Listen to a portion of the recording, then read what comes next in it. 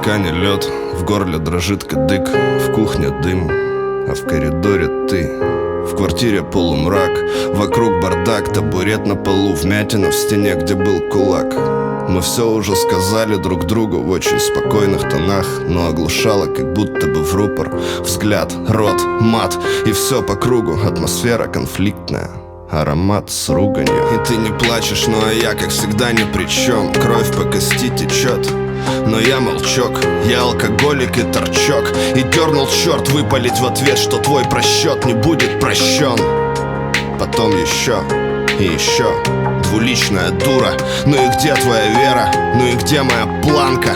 Да вот упала, времени мало, но сейчас мне его не жалко.